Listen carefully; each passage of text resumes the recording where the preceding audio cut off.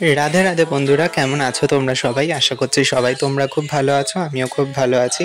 আজকে সকালটাই শুরু হয়েছে একটু মন খারাপ নিয়ে। তার কারণ একটাই, তোমরা দেখতেই পাচ্ছ তোমাদের অনেকের এলাকাতেই নিশ্চয়ই আজকে বৃষ্টি হয়েছে। তো এমনি কদিন আগে তো শীত মানে চলে গেল, তারপরে একটা হালকা হালকা কিন্তু গরম লাগছিল। কেউ কেউ ফ্যান চালিয়েও থেকেছে, কেউ কেউ আবার মানে ফ্যান ছাড়াও থেকেছে। তো সেই গরম ঠান্ডার যে বিষয়টা ছিল সেটা তো গেলই, তার সাথে মানে ঠিক আমাদের এখানে, আমি আমাদের এলাকার কথা বলছি, আমাদের এখানে কিন্তু দুদিন ধরে একটু মেঘলা করেছিল। আর আজকে কেন জানি না সকাল থেকে একটু বেশি মেঘলা মেঘলা লাগছিলো, চারিপাশটা অন্ধকার হয়ে এসেছিলো। তো আমি তাতেই কিন্তু সকালে আন্দাজ করেছিলাম যে আজকে নির্ঘাত বৃষ্টি হবে। তো যেটা আন্দাজ করেছি সেটাই হলো, আজকে কিন্তু ঠিক বৃষ্টিটা শুরু হলো। আর সকালবেলা মানে ঠিক 11টা 11:30 থেকেই আমাদের এখানে কিন্তু বৃষ্টি শুরু হয়ে গেছিলো। বেশ ভালোই বৃষ্টিটা হয়েছে, আর অনেকক্ষণ ধরেই বৃষ্টি হয়েছে। আর বৃষ্টি সত্যি বলতে আমার মানে খুব বেশি ভালো লাগে না। তার কারণ একটাই চিন্তাধারায় আমার আসে, সেটা হচ্ছে গিয়ে দেখো, আমাদের না হয় কাজবাজ নেই, বৃষ্টি হচ্ছে অসুবিধা নেই, বাড়িতে আছে। কিন্তু দেখো, যারা কাজবাজ আছে, যাদের যাদের কাজে বেরোতে হচ্ছে, কিংবা এই যে আমাদের যেরকম স্কুল কলেজ রয়েছে, যেতে হচ্ছে, তারপর ধরো রাস্তায় যারা আর কি সবজি বিক্রেতা রয়েছে, ফুল বিক্রেতা রয়েছে, তো তাদের কতটা সমস্যা হবে, তাই না? তারপর আমাদের কিন্তু নিজেদেরও অনেক সময় সমস্যা হয়, বেশি বৃষ্টি হলে আমরা কিন্তু রাস্তায় বাজারঘাট করতেও বেরোতে পারি না। সব কিছুর দিক থেকেই সব মানুষেরই কিন্তু সমস্যা হয়। তো ওই কারণেই কোনো জিনিসই আমার কাছে মনে হয় যে অতিরিক্ত ভালো না। যেরকম গরমকালটাও অতিরিক্ত ভালো না, শীতকালটাও অতিরিক্ত ভালো না, আবার বর্ষাকালটাও অতিরিক্ত ভালো না। যেইটা যেই সময় হওয়া উচিত সেইটা সেই সময়ই হওয়া দরকার। আর মানে অল্প স্বল্প হলেই ঠিক আছে। তো মানে আমাদের এখানে ঠিক 2.5 ঘন্টা মতন বৃষ্টিটা হলো। হওয়ার পর মানে মোটামুটি আর কি এখন থেমেছে। তো আমি আর কি ভয়েস ওভার দিতে বসেছি, বসে আর কি তোমাদের সাথে তাই কথা বলছি। তো আজ হলো বৃহস্পতিবার, বৃহস্পতিবার সকালটাই শুরু হলো কিন্তু এই বৃষ্টি দিয়ে। আর তোমাদের তো দেখালামই যে বৃষ্টি কিন্তু বাইরে হচ্ছে। আর আজকে যেটা করব সেটা হচ্ছে, প্রত্যেক বৃহস্পতিবারই আমি ম্যাক্সিমাম টাইম এটা করে থাকি। সেটা হচ্ছে বাসন কোসন আজকে ভালো করে মেজে তাই ঠাকুরদের পুজো দিতে বসবো। আমার কিন্তু মানে ওরকম জল দিয়ে ধুয়ে এমনি বাসন দিয়ে পুজো দিলাম, ওইটা আমার একদম পছন্দ না। একটু ভালোভাবে মেজে ধুয়ে না পুজো দিলে, বাসনপত্র পরিষ্কার পরিচ্ছন্ন না থাকলে আমার পুজো দিতে ঠিক অতটাও মন চায় না। তো এই কারণেই আজকে তাই মানে আমি কিন্তু সেরকম কোনো কিছু দিয়ে বাসন মাজিনি। সামান্য এমনি ভিমবার যে বাসন মাজার সাবান হয় সেটা দিয়ে আর কি স্কচ ব্রাইট দিয়ে মেজেছি বাসনগুলোকে। তারপর বাসনপত্র ভালো করে মেজে টেজে নিয়ে এসে উবুর দিয়ে আমি কিন্তু একটা শুকনো গামছা দিয়ে আমি তাই বাসনগুলো একবার করে মুছে নিয়েছি, যাতে বাসনের গায়ে জল না থাকে।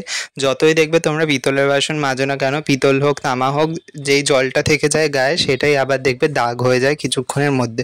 তো ওই কারণে যতটা পারি আমি তাড়াতাড়ি মানে বাসনগুলো থেকে জল ঝরিয়ে তারপর সেটা কিন্তু মুছে রেখে দিই। আর আজকে বৃহস্পতিবারের দেখো ফুল কিন্তু চলে এসছে। আর তোমাদের সাথে আমি একটা জিনিস শেয়ার করব, সেটা হচ্ছে কি আমার সবথেকে যেটা মানে একটু বিরক্তিও লাগে, সেটা হচ্ছে কি এই দুব্বো বাজতে। তো মানে কারণ ফুলালিরা যারা আর কি ফুল দেয় তারা দেখবে মানে এক গোছা ঘাস দিয়ে দেয়। তো অনেক সময় কিন্তু তারা, আমার একটা মজার জিনিসও লাগে, সেটা হচ্ছে তারা কিন্তু মানে খেয়াল করে না বলে কোনো কোনো সময় যে তোমরা দেখবে ওরা কি মানে মাঠে ঘাটের থেকে তো আর কি এই ঘাসগুলো তুলে আনে, দুব্বগুলো। তো তার সাথে সাথে অনেক সময় এমনও হয় যে অন্যান্য শাক পাতাও কিন্তু উঠে চলে আসে। তো আমি আজকে সেটা বাছতে গিয়েও আমি পেয়েছি, একটা শাক পেয়েছি, ব্রাহ্মী শাকের একটা আঁটি পেয়েছিলাম ডান্ডি মতন। তো এই জিনিসটা আর কি তাই ভালো করে খেয়াল করে তাই ওগুলো আমাকে ঠিকঠাক করে দুব্বগুলো বেছে তাই রেখেছি। আর আমের পাতাটাও বেছে নিলাম, কারণ আমাদের তো অতগুলো আমের পাতা লাগে না, ম্যাক্সিমাম তোমরা মানে আর কি 5টা দেখবে আমের পাতা লাগে, কিংবা 7টা কিংবা 9টা। তো আমার এখানে 10টা ছিল, তো সেখান থেকে আমি কটা বাদ দিয়ে আমি তাই 7টা আমের পল্লবী রেখেছি, সেখান থেকে আর কি তাই পুজোটা দেবো। আজকে বৃহস্পতিবারে ঘট বসাবো। আর বৃহস্পতিবারে ঘট বসাতে গেলে একটু দেখবে টাইম লাগে, বৃহস্পতিবার পুজো দিতেই দেখবে একটু টাইম লাগে। আর তার মধ্যে তোমাদের তো আগের দিন আমি ব্লগে শেয়ার করেইছিলাম, সেটা হচ্ছে গিয়ে এক দিদি আর কি আমার থেকে কেক নিতে এসে তো গোপাল সোনাদের প্রদীপ দিয়েছিল আর একটা ছোট পিতলের থালা দিয়েছিল। তো সেই প্রদীপ আর থালার মধ্যে আজকে আমি তোমাদের তো বলেছিলাম যে আমি পিতলের প্রদীপটা পরের দিনকে আমি ব্যবহার করব, সেদিনকে আর ব্যবহার করা হয়নি। তো আজ তাই ভাবলাম বৃহস্পতিবার তো একেবারে তাই প্রদীপটাও আজকে তাই নামাবো নতুন প্রদীপ। তো সেই কারণে প্রদীপটা ভালো করে মেজে ধুয়ে এনে তারপর প্রদীপটার মধ্যে আর কি সলতে ভরে ওর মধ্যে তেল দিয়ে, তাই আজকে আমি ঠাকুরদের সামনে প্রদীপের আরতি দেব। আর এই ভক্তি জীবনে এসে দেখবে তোমাদের অনেকেরই হয়তো এই একটা প্রশ্ন আর কি ফেস করতে হয়, সেটা হচ্ছে গিয়ে আমরা যে এত ভগবানকে সেবা করছি, এত গোপালদের সেবা করছি, ঠাকুর কি সত্যি খায় কি না, ঠাকুর কি সত্যি আমাদের সেবা গ্রহণ করছে কি না। তো এগুলো কিন্তু অনেক কাউকেই দেখবে এরকম কোয়েশ্চেনগুলো ফেস করতে হয়। তো ওই কারণে আমি মানুষকে একটা কথাই বলবো, যে কথাতেই আছে যে বিশ্বাসে মিলায় বস্তু তর্কে বহুদূর। তো যত আমি বলতে যাব ততই দেখবে তর্ক বাড়বে। তো আমি এক কথা বলবো, বিপরীতে যে দাঁড়িয়ে আছে সে আরেক কথা বলবে। তো ওই কারণে আমি এত তর্কে যেতে চাই না। আমি শুধু একটাই কথা বলবো, তোমরা যদি ভূতে বিশ্বাস করো তোমরা কিন্তু ভগবানের ওপরও বিশ্বাসটা রেখো। কারণ তোমরা যদি মানো যে ভূত আছে, তাহলে আমি মানি ভগবানও কিন্তু রয়েছে। তো ওই কারণেই বলছি। আর আমি অনেক সময় এই জিনিসটা আমার একটু হাসি পায় জিনিসটা দেখলে, সেটা হচ্ছে, তো অনেকে আছে এরকম মানুষও রয়েছে, আমারই অনেক পরিচিতরাও রয়েছে, যে আমি দেখেছি তাদেরকে। সেটা হচ্ছে গিয়ে তারা যখন মানে ভালো সময় হবে তখন কিন্তু ভগবানের কাছে যাবে না, কিংবা ভগবানকে মান্য করবে না। কিন্তু তাদের যখন খারাপ সময় চলবে, তারা যখন কোনো বিপদে পড়বে, তখন গিয়ে কিন্তু তারাও ঠিক ভগবানের আশ্রয় নেয়। তো ভগবানের কাছে যায়, ভগবানের কাছে পুজো দিতে যায়। তো ওই জিনিসটাই হাসি লাগে, যে তোমরা যখন ভালো সময় ভগবানের কাছে যাও না, তাহলে কেন তোমরা খারাপ সময় ভগবানের কাছে যাও। তো এইটাই আর কি আমার বলার ছিল। তো দেখো, অনেক গল্প করতে করতে আমি এখানে কাজগুলো করে নিচ্ছি। সেটা হচ্ছে কি, আজকে ভাবলাম যে একটু টাইম রয়েছে, বাড়িতেই রয়েছি, তো ওই কারণে। আর তোমাদের একটা কথা বলে দিই, আমি কিন্তু 1 সপ্তাহ ধরে কলেজেও যাচ্ছি না, বাড়িতেই রয়েছি।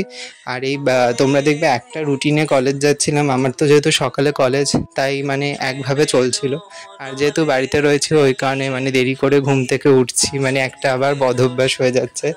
যাই হোক, আর এই সাদা ফুলগুলো আমার এত সুন্দর লাগে, আর এই ফুলগুলো ঠিক এই টাইমটাই পাওয়া যায়, কিন্তু এই সরস্বতী পুজোর টাইমটা থেকেই কিন্তু এই ফুলটা পাওয়া যায়। ফুলটার নামটা আমার ঠিক মনে নেই, কিন্তু অনেকটা সেই গাঁদা ফুলের মতনই দেখতে হয়।